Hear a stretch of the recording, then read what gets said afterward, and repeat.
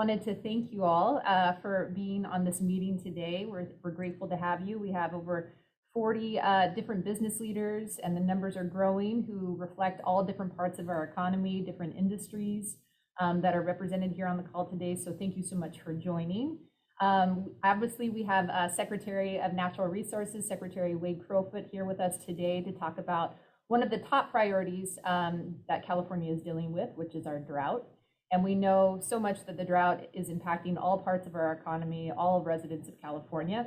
Obviously, ag has been significantly impacted by the drought over last year, and it will continue to be impacted this year. They've seen, significant costs and job loss as a result of this drought, and so we know that they're going to be impacted this year. Our energy demand and our energy grid is going to be impacted this year, as we know a lot of the hydroelectric will not be available to deal with some of the energy demands given the drought, and we know others who rely upon water for manufacturing purposes or other business operations will certainly be impacted. And so I know it's an important topic for everyone, and we're lucky again to have the California Secretary of Natural Resources, Secretary Crowfoot, here with us today to talk about the current situation, where we're at with this drought, what is being done, what we can all do to help. And this is a matter of everyone participating and helping, because we all need to be on this together in order to address the situation. And so I'm again grateful to have all of you today on the call to listen to Secretary Crowfoot's presentation. Before I turn it over to the Secretary, I'm going to just do a brief background. I know many of you know him well, so I won't go into detail, but just to give a brief background of his bio. Secretary Crowfoot was appointed to Governor Newsom's cabinet in January of 2019.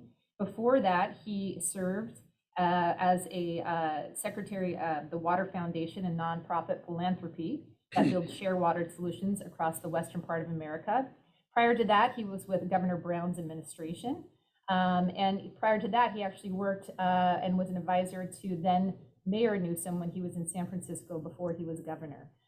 With that brief introduction, again, I want to thank you for being here and thank the Secretary for being here, and I'll turn it over to you to present just a couple of items. One, we're going to have everybody remain muted during this conversation so we don't have any interference. But if you do have questions, and we certainly welcome you to ask questions, please submit those questions through the chat box, and I will be monitoring the chat box to present those questions to the Secretary after he's done with his briefing. So with that said, again, I'll turn it over to Secretary Crowfoot.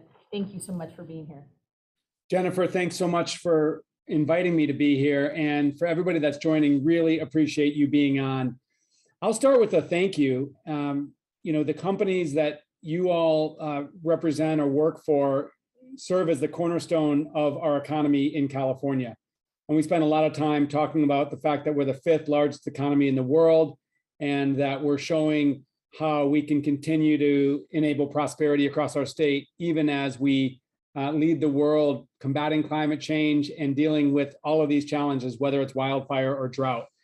And I recognize, and we recognize, that you all have juggled quite a bit over the last few years. The uncertainty of a pandemic and how we move forward economically amidst that. The first land war in Europe in the last several months, and the global instability it causes, energy prices, inflation worries, et cetera. So I understand and hear from a lot of people when I'm talking about drought, oh my God, drought, one more thing that we have to worry about. Why do we have to be worried about it? What do we need to do? So I really want to today spend about 15 minutes talking about this current drought and putting it in context. And I hope what you take away from this is, one, a better understanding of a situation, but two, sort of where I think the business community can play a really constructive role. We are facing unprecedented challenge with this drought and with wildfire and growing extreme heat, but the sky is not falling. We have a clear pathway to maintain economic growth in California and our prosperity. That being said, we have to lean in together on this, on the acute conditions that we're experiencing now, and on what we believe is the new normal moving forward. So let's talk about this drought. First of all, this is not a California drought. This is a Western regional drought.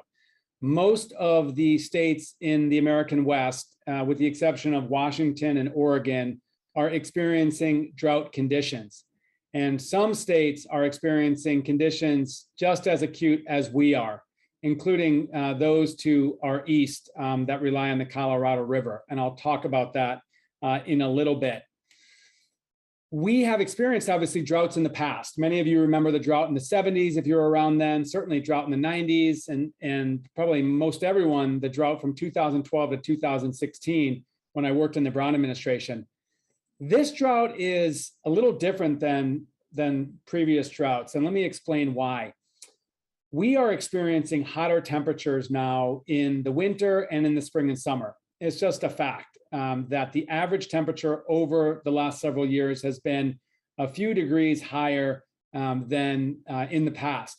Now, a lot of people think, what does a few degrees matter? Well, in the winter, it actually matters a lot because we get all of our precipitation, as you know, in the wintertime. And when it's warmer, more of that precipitation falls as rain and not snow.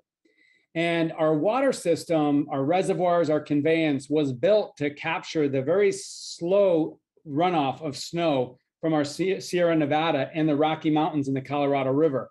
And as our temperatures in the winter warm, more of that precipitation falls as rain. It flows into our reservoirs. Our reservoirs not only capture supply of water, but they're flood control mechanisms. So they have to let a lot of that water out. So it means less snowpack that we can rely on. And then those warming temperatures that we're experiencing this spring and summer means more of that snowpack absorbs into the soil or evaporates into warm air. We have dry soils, warm air. So last year we had an alarming experience where, based on a 100-year record, our water managers in the state expected a certain amount of runoff into our state's largest state-operated reservoir, Lake Oroville. We received about 25% of the expected runoff into that reservoir. Again, this the largest one we operate as a state government. Because of those warming temperatures, we didn't have an abysmal snowpack, but an alarming amount of that snowpack absorbed into thirsty soils or evaporated into the air. So while we're facing this cycle of drought very quickly after the last drought, this drought is actually meaning that the conditions that we experience mean that we have less water than we would normally be able to rely on, even in this drought.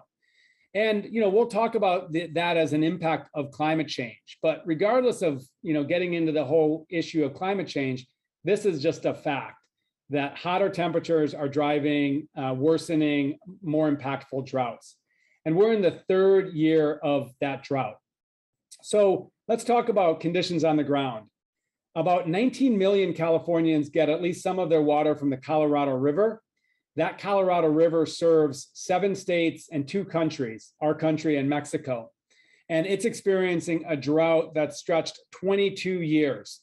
And recently that's exacerbated by these warmer temperatures and less inflow into reservoirs.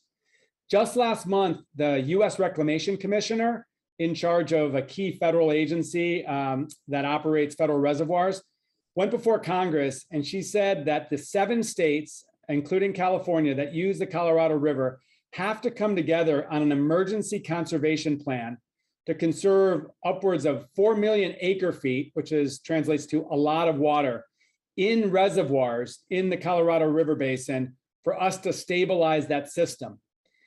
And if we don't take action working together across states, and we have 2 years of average precipitation, we could reach conditions in the 2 largest reservoirs on the river, Lake Powell and Lake Mead outside of Las Vegas that the Hoover Dam has created.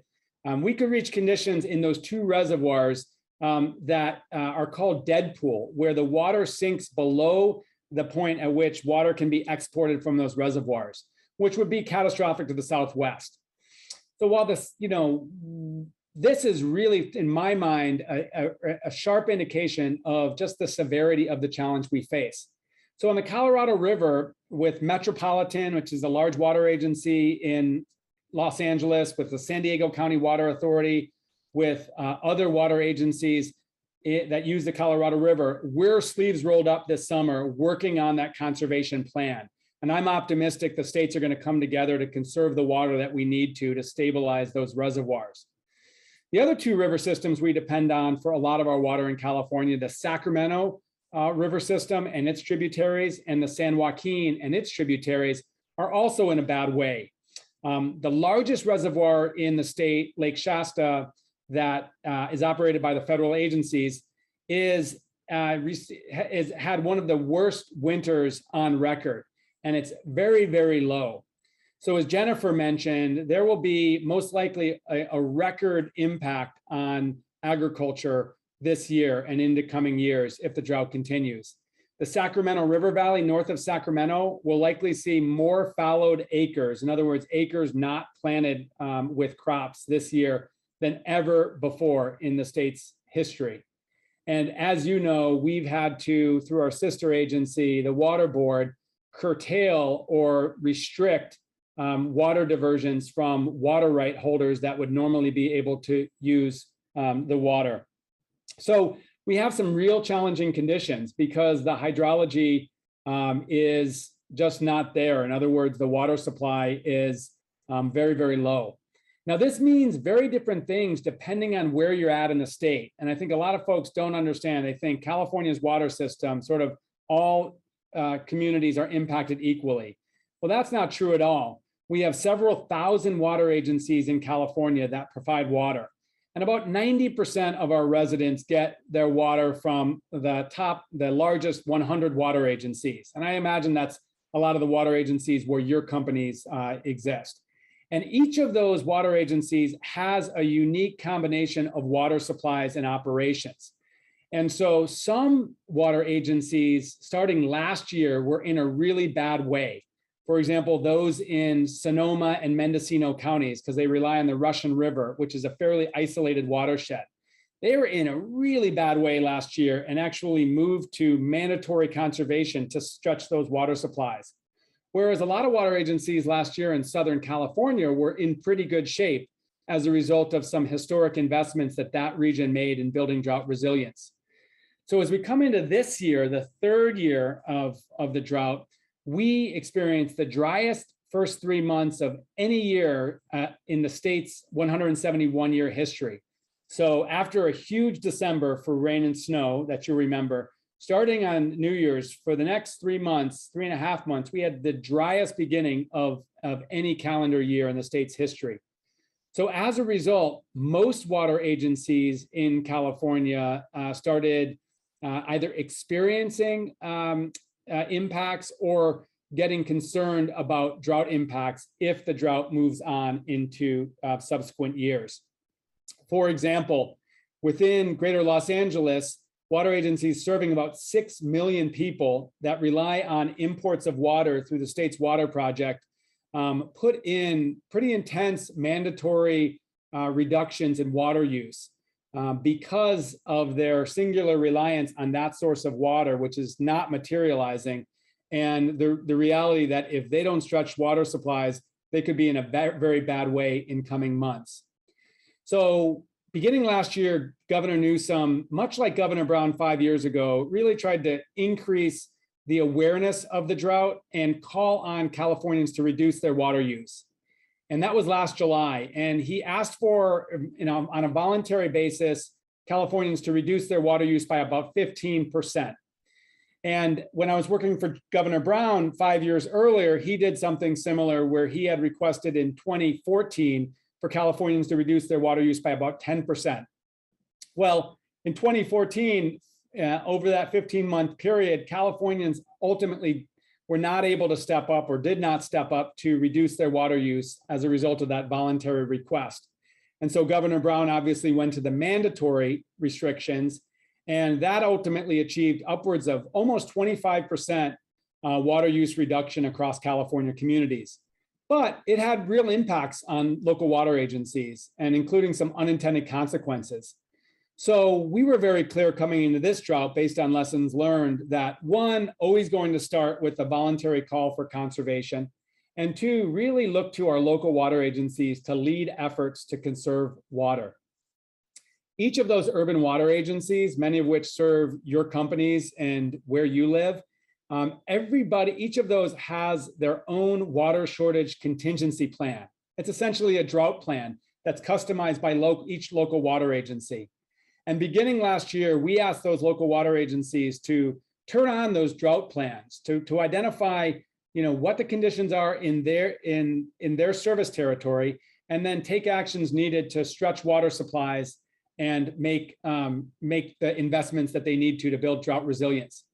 And over the last year, we've seen really remarkable instances of leadership among water agencies, companies, residents.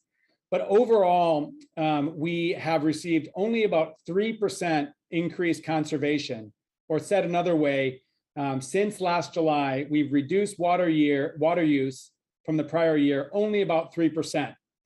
And actually, at the beginning of this year, we were seeing water use increase significantly, probably as a result of those dry conditions.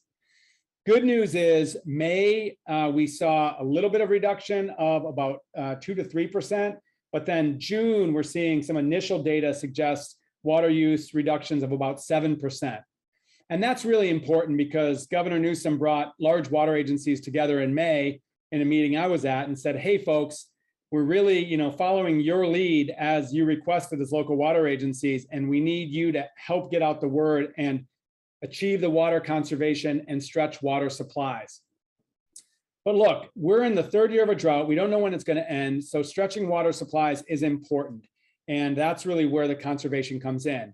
But Californians want to understand that this is not going to be, their future year in and year out. In other words, they want to understand what we're collectively doing to build our resilience to these worsening droughts. And the good news is there is tremendous progress being made to create our communities with more drought resilience, local water agencies more resilient to drought.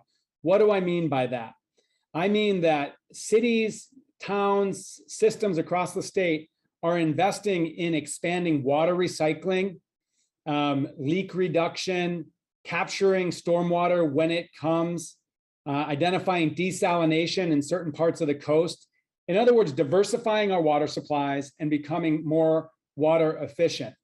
And state leaders, the legislature and the governor, have really stepped up with investments. And including last year, about over $5 billion of investment pushed to regions and local water agencies to strengthen their drought resilience. And then the budget that just passed a few weeks ago had an additional $2 billion of funding for water resilience, with more funding being considered when the legislature comes back in August. So really, Jennifer, our path forward is twofold. We need to modernize our infrastructure and our management to deal with this new normal. And we're doing that. And I'm glad to talk more about that. And recognizing the severity of the drought that we're in, we need to stretch our water supplies. And so let me say that in June, the governor directed the water board to then in turn direct our local water agencies to trigger stage 2 of those drought plans. Stage 2 is essentially actions needed to address a shortfall of 10 to 20% of water. So every local water agency that has a drought plan, and all of the large ones do, should be right now essentially activating that plan that they developed to save water. Additionally, we broke new ground with our water board in restricting watering of what we call non-functional grass. This is the grass, not that people are recreating on or kids are playing on, but it's purely decorative. And the only time someone walks on it is to mow it, once a week or once every couple of weeks. So this new directive or new requirement from the water board prohibits watering that ornamental or decorative grass on commercial, institutional, and industrial properties throughout the state. And I can imagine that will have some impact on businesses that have an office park or an industrial park with, strips of grass that frankly are, aesthetically important to the workplace, but not functionally important. So that restriction is now in place. And I imagine that a lot of companies are having interactions with their local water agencies to navigate what that means for their properties. Importantly, we need to encourage the continued watering of trees and permanent plants. You know, we are talking, one challenge of climate change is these intensifying heat waves, and we need our urban canopies. So this directive is not about killing off that sort of permanent landscaping, but essentially stopping the watering of that ornamental grass. So Jennifer, I think I'm going to stop there. Let me lastly say, you know, maybe a few asks for CalChamber members. And again, I recognize that you're juggling a lot, so I don't ask this lightly. One is, you know, partner with us to help get this message out, a constructive, positive message that we will continue to thrive in California through this drought and others by making these investments, but also by stretching our water supplies. And so we all can play a role. You know, California is at its best when we're facing big challenges like this and people step up together. So find ways to be that messenger, to be our partners. Likewise, to help educate your employees, your consumers on things that they can do to be part of the solution. Where you've taken action and are reducing your water usage, let us celebrate your success. We really want to amplify success stories and companies that are stepping up to really take leadership in their communities. And rest assured that we've got a team, I think some of which are on the phone here today or on the Zoom, that really want to lift up these success stories, because that's really important. Not a finger wagging or a scold in such challenging times, but more of an encouraging message and showing where leadership is occurring. And then lastly, just do what you can to conserve. A lot of you have probably hardwired or hard baked in certain efficiency and water waste reduction measures since the last drought. I want to acknowledge that. Please do take action to abide that restriction on watering ornamental turf. I understand it's can be problematic just to the way that your businesses may operate, but it really is important to help us get through this drought, and it really sends a powerful message of your leadership. So once again, Jennifer, really excited to be here and thankful for the opportunity, and look forward to answering questions that your members, your colleagues may have. Wonderful. Thank you so much, Secretary, for that briefing. For those again on the call, if you want to ask a question, please submit that question through the chat box, and I'll be looking at that and monitoring those questions. One thing just to get us started off, Secretary, you talked about the need for diversification in some of our strategy going forward to deal with this new normal. Can you talk about and you mentioned wastewater and I think some desalination plants. Excuse me, I always say that word wrong. I apologize. Desalination plant. But nonetheless, can you give us a little bit of an idea of, is there an effort to expedite some of these projects? Can we expect, the administration and the agencies to really be pushing these forward now that we're dealing with this new normal in order to, address the persistent drought that is, as we all know, we don't know when it's going to end? Yeah, we have got to cut the red tape on delivering projects in California, period. And I know that's probably a welcome message with this group, but I tell that to groups that are not business leaders. I say that to anyone who will listen. The pace of these changes is faster than scientists thought and is accelerating. And so the status quo is untenable. And we've built a system, we built a very careful system, as you know, in California, that really moves slowly from the status quo. So if you want to build something new, it takes a lot of time.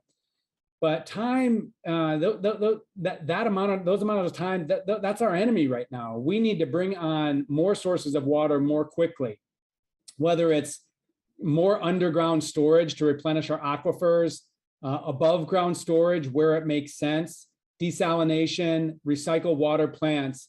So we are actively focused on finding ways to streamline these processes. Now, that doesn't mean throwing, environmental reviews or community reviews out the window. Those are important, and we want to make sure that these projects don't have unintended consequences. But we can do that and move more quickly. I'll give you an example. In 2014, the voters passed the most recent water bond, general obligation water bond, and that bond called for almost $3 billion of investment in storage, which is funding 7 storage projects. And the details of the bond created a really laborious process to get those projects done. But there's 7 projects that are coming online that are going to provide more water than 2 Folsom lakes, which is a big deal. That's a couple million acre feet of storage above ground and below. Well, governor has tasked me and others to get in there with these 7 projects, roll up our sleeves and understand how they can come online more quickly, because we need to come online more quickly. And of course, that's a welcome message to these project developers. So projects, I mean, that effort is happening across the state and needs to continue. And I think we're going to judge ourselves on the extent to which we can actually accelerate these projects. Great. You're right. That is welcome news for a lot of our companies to hear that, there's an effort to try and accelerate and expedite some of those projects. A question came in of whether or not there's any analyses being performed to determine the largest industries that are consuming water supplies and how many of those industries are utilizing water to make a product, whether it's part of a manufacturing process or part of a growth process, for example. Yeah, it's a great question. So of the water that's developed for human use, about 80% of it goes to agriculture to grow, the food that feeds us and the rest of the country and the world. And a lot of people say, oh my God, 80% of the water, for what is probably 2 to 3% of the state's GDP. But I would say a couple things to that. One is it takes a lot of water to grow food, period. And whether it's an almond or a tomato or lettuce, the fact is growing food is something that we need in California and we need in the country. It can happen more efficiently. The overall footprint of agriculture may change as we bring sustainable groundwater online. But, that 80% of our water use is important. It's important to the Central Valley. It's the lifeblood of agriculture, and agriculture is the lifeblood of the Central Valley, where upwards of 4 or 5 million Californians live. So that's about 80%. And then the other 20% is used in cities and towns where a lot of the business practices, industrial manufacturing take place. And so we are not, excessively focused on water for manufacturing processes or for business, because it, compared to residential use, it uses a fairly limited amount.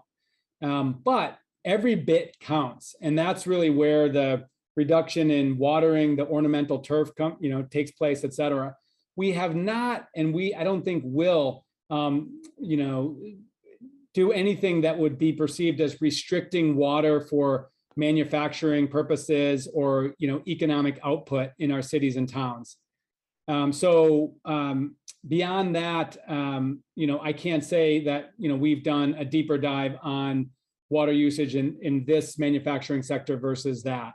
If any of your members feel like their water use for economic productivity in their businesses is being impacted by anything that the state's doing or local water agencies are doing, please let us know, because we need to maintain water for economic output and of course for community use. Great, thank you.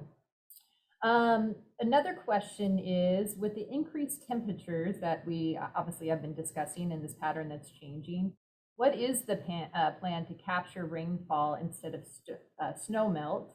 And what is the analysis that's being done with regards to how the precipitation is going to fall now and in the future? Excellent question. So we're completely updating all of our modeling to account for climate change. And as I said before, we based a lot of our projections in the past on what was called this 100-year hydrograph. So 100 years of history. And, there were dry periods and wet periods, but you had a band of high probability. And, that's kind of out the window now with these hotter temperatures. So one is through our Department of Water Resources, we have funding from our legislature and our governor to completely modernize and update projections. So in other words, really figuring in hotter temperatures into how much water will come into our reservoirs for use, based on a certain amount of snowpack. So that's I think, importantly, number one. Then two, we need to modernize our storage and conveyance system. So an increasing amount of water will come in the winter in these intense storms, these atmospheric rivers.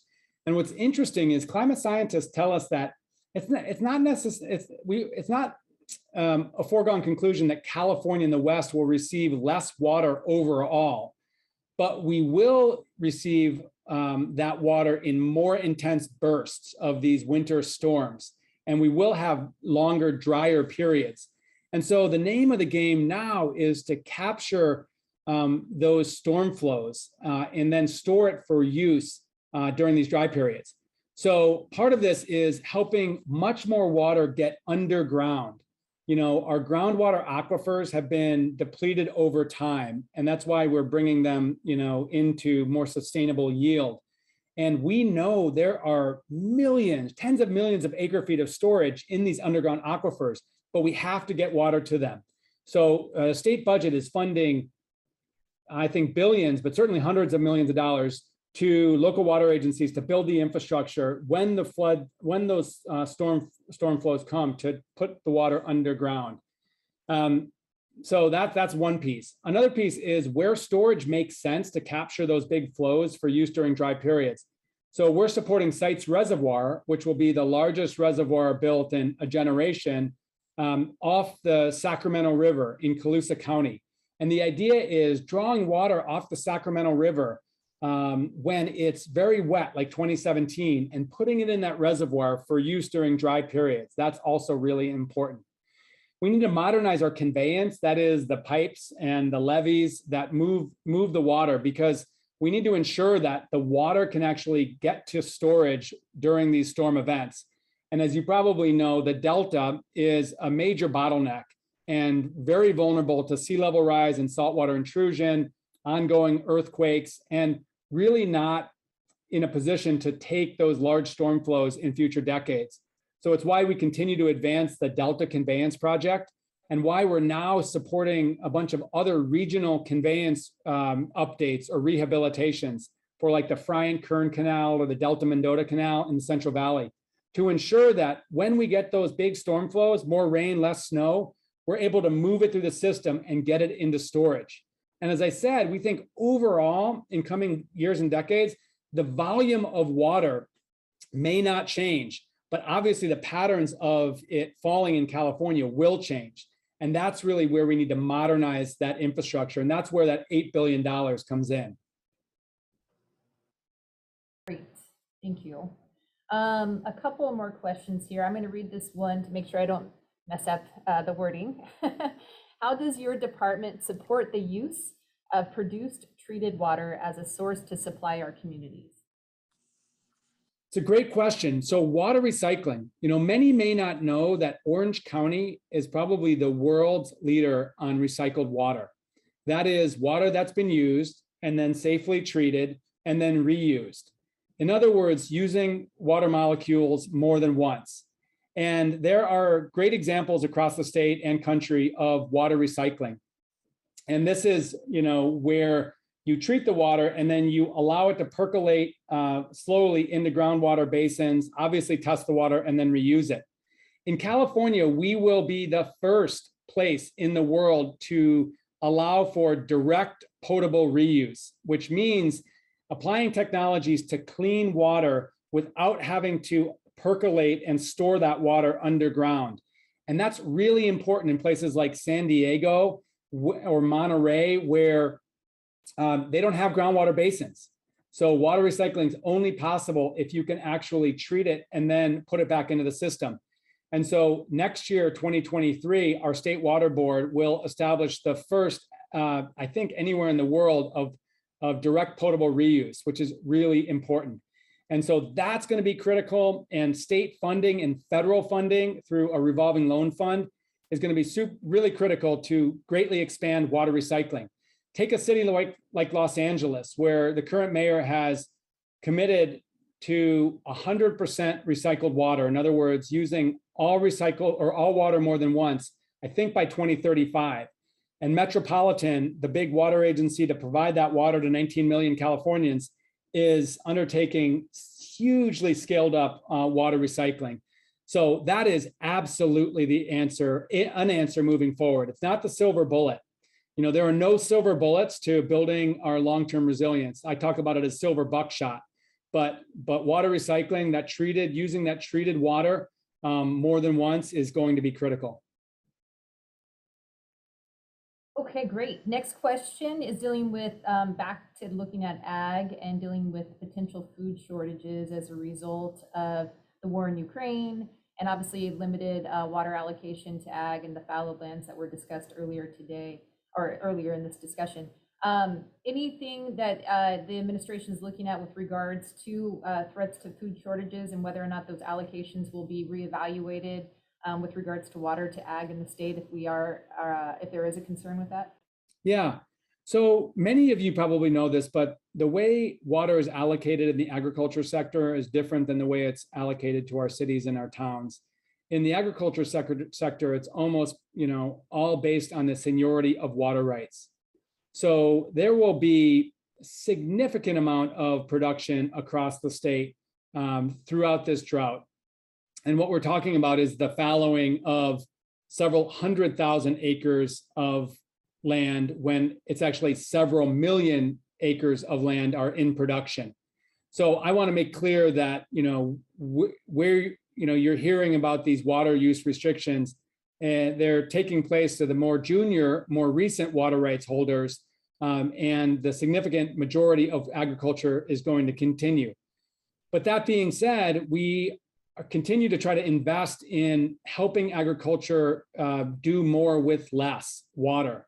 So the state's invested tens of millions of dollars in water efficiency subsidies for agriculture for farmers so that they can use water more efficiently and build their productivity. And there's a remarkable fact, and I'm going to get the statistics wrong, but something like there's been a 14% reduction in agricultural water use in the last couple of decades, but a 35% increase in farm productivity. Meaning California farms, like other businesses, are leveraging innovation to become more productive.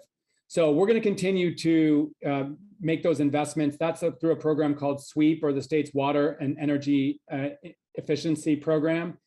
And we have an incredible partner in our Agriculture Secretary, Karen Ross, and her team, all focused on helping weather this drought. But look, make no mistake, this is having real impacts on agricultural communities across the state, and we're providing assistance to those communities in real time. Thank you. One other question was specific to the pool industry, whether or not there is any understanding of, the pool permits being shut down. There's some concern that certain, local areas are discontinuing permits for pool construction and the economic impact on that industry. Yeah, that has not been, if that's happening, and I'm not sure where that's happening, but if that's happening, that is not at the direction of the state.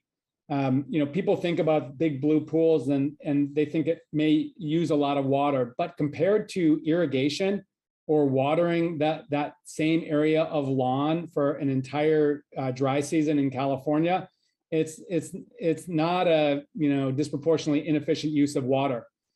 So that's not, part of this is like separating the meaningful measures from something that may be less meaningful.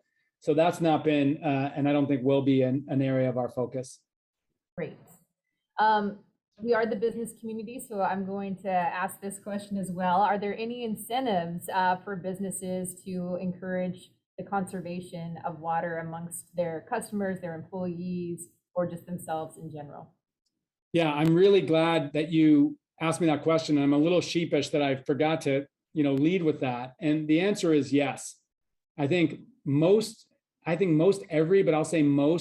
water agencies have incentives for businesses to change out landscapes. In other words, take that, very thirsty grass that requires, your landscape maintenance folks to come out and mow the lawn every 2 weeks, and change that to beautiful, abundant, flowering landscapes that use less water. And the state, in the budget that governor and legislature just passed, allocated $75 million to subsidize those local programs. And there's actually a workshop a week from today on Tuesday at the Department of Water Resources about how we should shape that program. We want to get that $75 million out the door as quickly as possible, but we want input about where it's going to be most impactful. So Jennifer, I'd say definitely having somebody on the staff from CalChamber listen in on that and make sure that that money gets spent in as nimble and easy a way as possible with minimal red tape. I think that's really important. And then the state is subsidizing a bunch of other programs at local levels to reduce or eliminate waste. So for example, if your businesses or your companies want to do a water audit on their uses, just to identify where there's water waste. I did one of these on my home a couple of years ago, and I realized we were using like 30% more water than we needed to because of a leaky pipe. That's a great project for somebody on a company's staff, is to connect with the local water agency, understand what programs are available, what subsidies, and what services are available. Sometimes these water agencies, especially the big sophisticated ones, will send folks out to help you do a water audit and then actually calculate, changing out these appliances or changing out the infrastructure in your bathrooms will save you this amount of water, and this is the rate of return in terms of your financial investment. So great question, and I think the water agencies are your real partners there, and then certainly the state government is subsidizing those efforts. Great, I'd like to hear about that. Okay, I think those are all the questions that I have in the chat box, unless anybody wants to submit one before we close. But Secretary Crowfoot, I just want to again thank you for your time and the information you have provided us today. You've given us some great ideas with partnering with our local water agencies.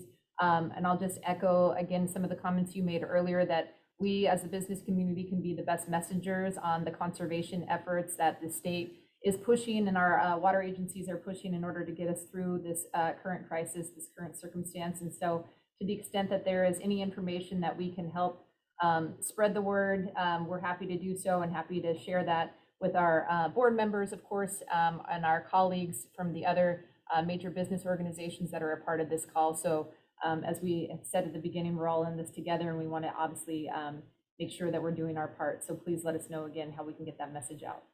Absolutely. And I would just say maybe that thank you for that. That's huge. And maybe last words are, this is a really tough sort of media environment to break through on something like drought, because, there's so much happening in the world.